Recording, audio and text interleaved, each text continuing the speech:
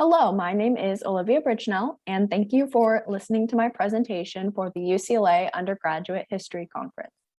My research project, entitled The Gendered Experiences of Plague Outbreaks and Management in 18th and 19th Century Egypt, examines how men and women experienced and dealt with plague-related crises differently.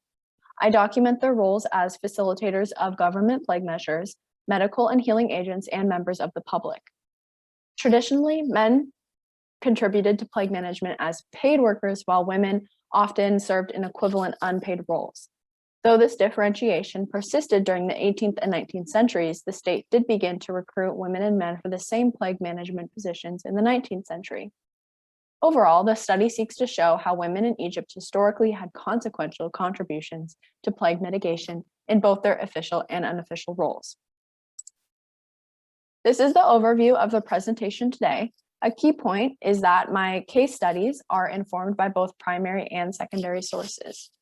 One of my most central primary sources is a chronicle entitled The Marvelous Biographies and Events by the Egyptian scholar Abd el-Rahman al-Jabarti, who wrote about political, economic, and social developments from 1688 to 1821.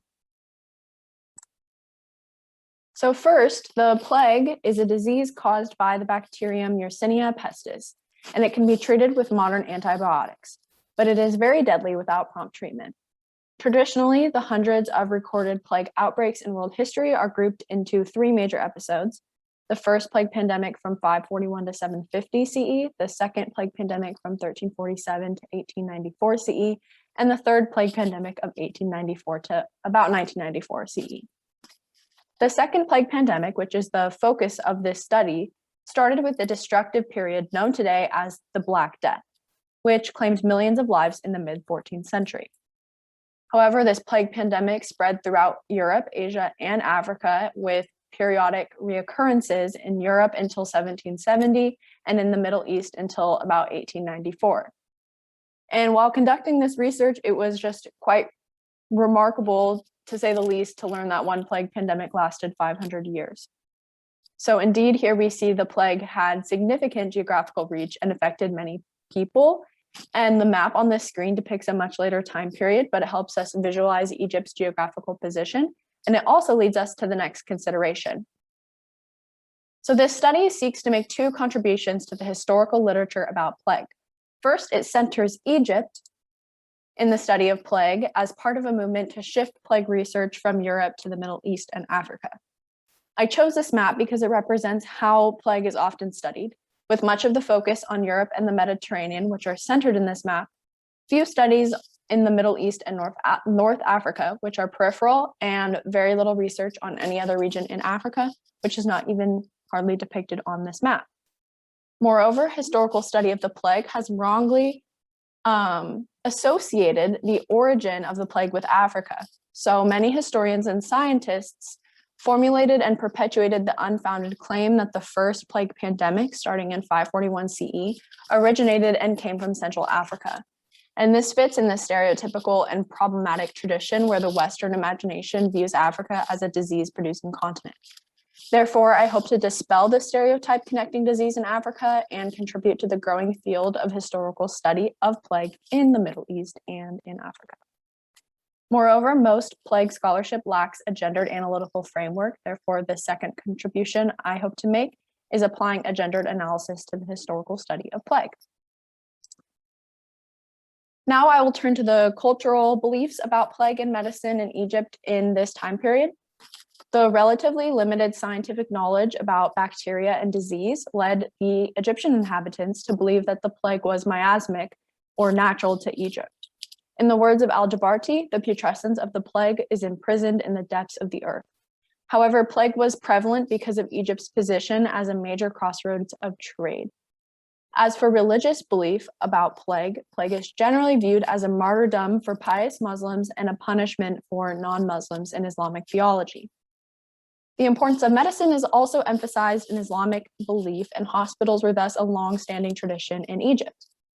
It is also relevant to note that men and women served as doctors traditionally, with female practitioners treating female patients. Finally, for political context, my first case study comes from a brief period of French occupation from 1798 to 1801, when Napoleon Bonaparte conquered Egypt. And then Muhammad Ali came to power in 1805, seeking extensive reform and modernization of the Egyptian state.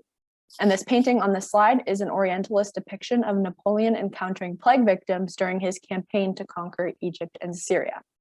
And next, I will go through the central case studies for my research. The first case study comes from the firsthand observations of Al-Jabarti in 1798, when Cairo was first under the French occupation. And Al-Jabarti was 45 years old at this time and living in Cairo. He describes a concrete example of how women acted as public facilitators of plague management. The French announced new plague measures in Cairene marketplaces in November 1798, just 3 months after the onset of the French occupation. They demanded that all households hang their clothes and place furnishings on their roof for 15 days to rid themselves of plague odors. According to Al-Jabarti, quote, the authorities appointed a woman and 2 men for each quarter who were to enter the houses to inspect. The woman would go upstairs and upon coming down would inform the 2 men that the household had spread their clothes out in the sun. And the household would then give them some money. They would only leave after having given a severe warning to the members of the household, informing them that a group of French would come to inspect in a few days also. Indeed, we see here women as significant contributors to the realization of the French government's, the occupational government, and their plague measures during the particular outbreak in 1798. The French realized they needed women to carry out plague measures in a culturally appropriate way, considering that women probably inspected the women's living spaces specifically. And this also shows us how both the experience of plague and the management of plague was gendered, with certain rules for women in households to mitigate plague and for the women also overseeing these households. The second case study is based on a French writer, Gerard de Nerval's travel account. He traveled to Cairo in 1842 and 1843, where he bought an 18-year-old female Muslim slave named Zainab. Zainab arranged onions above her sleeping area and hung them in a garland across her doorway.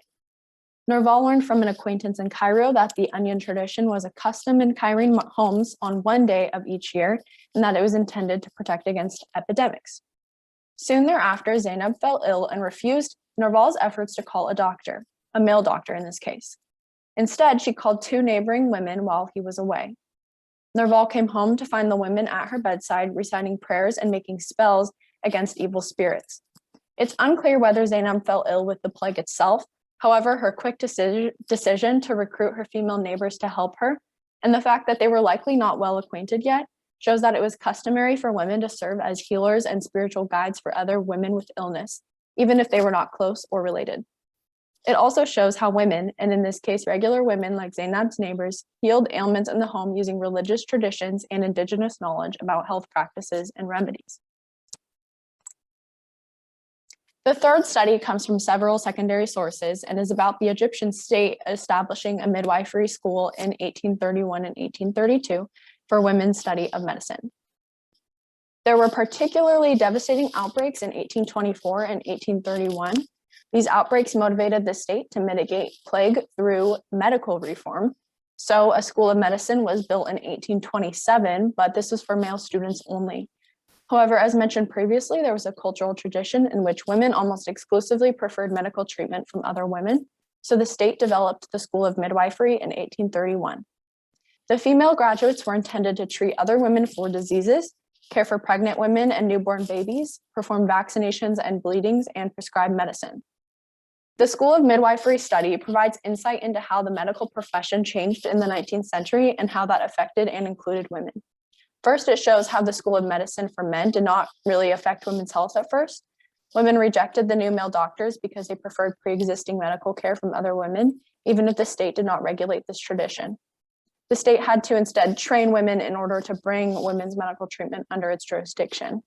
Therefore, this study ultimately shows how women directly influenced the state's future decisions about medical reform and led to the creation of an official women's profession, though women had always been practicing medicine before this. In conclusion, women were indeed significant contributors to the management of plague crises, and they influenced health reform. They served as healers and mitigators in both unofficial and official capacities in the 18th and 19th century. Their contributions maintained cultural practices and influenced the future for all Egyptian women. And with that, thank you so much for listening to my presentation, and special thanks to Professor Leiden and Dr. Moore at UC Santa Barbara. Thank you so much.